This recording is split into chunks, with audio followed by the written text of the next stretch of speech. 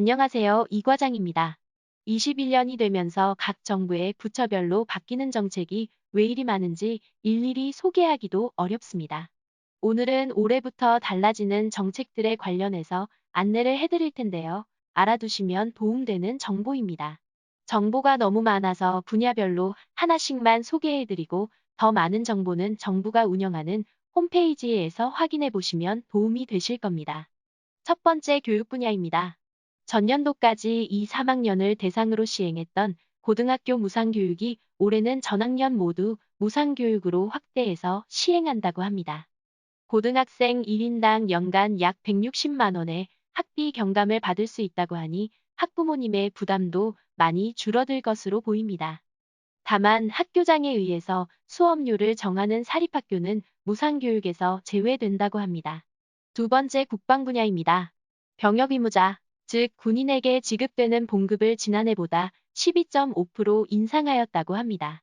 병장을 기준으로 하면 월 60만 8,500원을 받게 되고 22년까지는 17년도 최저임금의 50% 수준으로 인상할 계획이 있다고 합니다. 세 번째 금융재정 조세 분야입니다. 간이 과세 사업자의 부가가치세 적용 대상이 확대된다고 합니다. 영세한 자영업자의 세부담을 완화하고 납세의 편의를 제고하기 위해 부가가치세 간이 과세 기준금액을 대폭 인상하였다고 합니다. 간이 과세 연매출 기준금이 4,800만 원에서 8천만 원 미만으로 확대되고 납부면제 연매출 기준금은 3천만 원에서 4,800만 원 미만이라고 합니다. 기준 금액이 확대되어 영세 사업자에게는 세액 부담이 완화될 것으로 보입니다. 네 번째 행정 안전 분야입니다.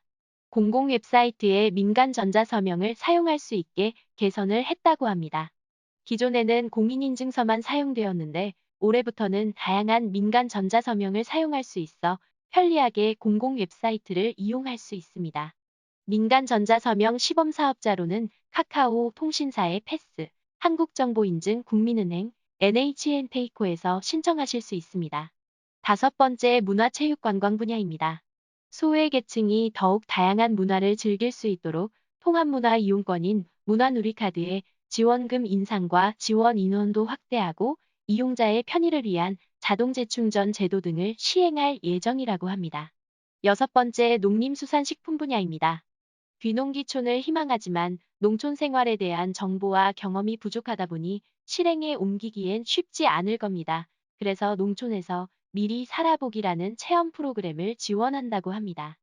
일손 돕기와 영농 실습으로 체험 활동을 하고 마을 가꾸기와 지역 간담회를 통해 주민화합 활동도 하고 있고 선도 농가나 선배 귀농인의 농가의 현장 견학 등을 하게 됩니다. 월 15일 이상 프로그램을 성실히 참여하게 되면 월 30만 원의 연수비도 받을 수 있다고 합니다. 일곱 번째 환경기상 분야입니다. 올해 4월부터 전국의 모든 지하역사, 승강장의 초미세먼지 농도가 실시간으로 측정되어서 공개된다고 합니다.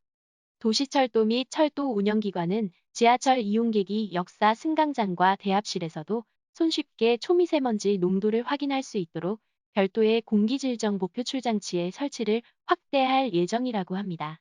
만약 설치 의무를 위반하거나 결과를 공개하지 않을 경우 최대 500만 원의 과태료가 부과된다고 합니다.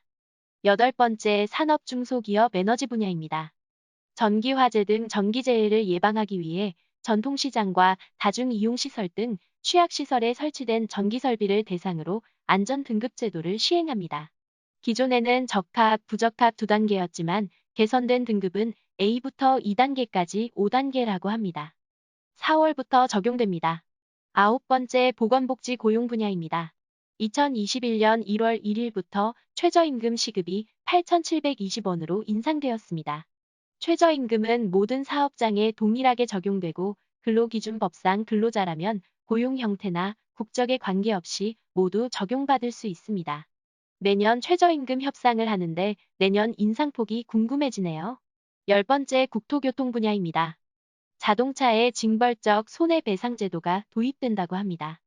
자동차 제작자가 결함을 알면서도 리콜을 하지 않아서 생명이나 신체 및 재산에 중대한 손해를 입었을 경우 손해의 5배 이내에서 배상하는 징벌적 손해배상 제도라고 하는데요. 제작자가 결함을 은폐하거나 축소 또는 거짓으로 공개하거나 늦장 리콜 시에도 과징금이 상향된다고 합니다. 개정 내용은 2월부터 적용됩니다. 매년 새해가 되면 신규로 시행되는 정책도 많고 기존 정책의 변화도 많습니다. 그 정책들을 일일이 확인하긴 어렵겠지만 알아두시면 도움이 될 것 같습니다. 이상 2021년부터 달라지는 정책들에 대해서 소개를 해드렸습니다. 감사합니다.